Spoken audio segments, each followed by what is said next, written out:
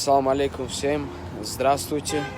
С этим видео я хочу обратиться ко всем, к моим соотечественникам и ко всем таджикам, узбекам.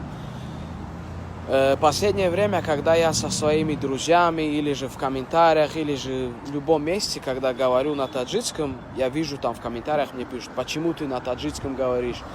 Ты в Узбекистане родился, почему тогда узбекским флагом выходишь, если ты на таджикском говоришь? Такие вещи я видел. Неприятно, конечно, видеть такие вещи. Там еще братья наши таджики, братья узбеки ругаются друг с другом.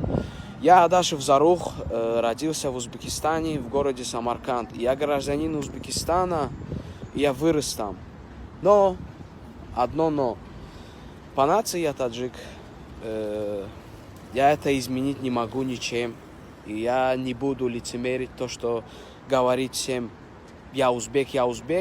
И с моей мамой, с папой, с домашними, со всеми на таджикском говорить. Я такого делать не буду. Я такой, какой я есть, я кто я есть. И все. Кто уважает мою нацию, уважайте. Если нет, это ваше право. Но я такой родился. Принимайте меня такой, какой я есть. И не знаю, что больше вам сказать. Я такой родился и таким и умру. Нацию никак нельзя изменить. Я таджик и все. По нации я таджик, но представляю Узбекистан, потому что это моя родина, где я родился и где я вырос, и я гражданин Узбекистана. Пожалуйста, не ругайтесь у меня в комментариях, и это мне неприятно видеть, как таджики обзывают узбеков, как узбеки таджиков обзывают. Это неправильно, я считаю.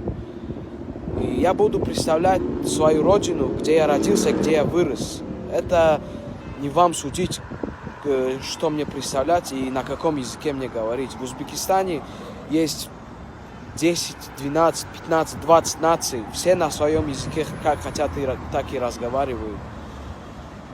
И также в Америке. Я в Америку приехал, тут никто мне не говорит, когда я работаю, говорит: ты гражданин Узбекистана, ты таджик, ты не можешь на своем языке со своими разговаривать. Это каждый человек имеет право, на каком языке он хочет, на таком и говорить. Салам алейкум всем, спасибо всем за поддержку. Надеюсь, поймете вы меня.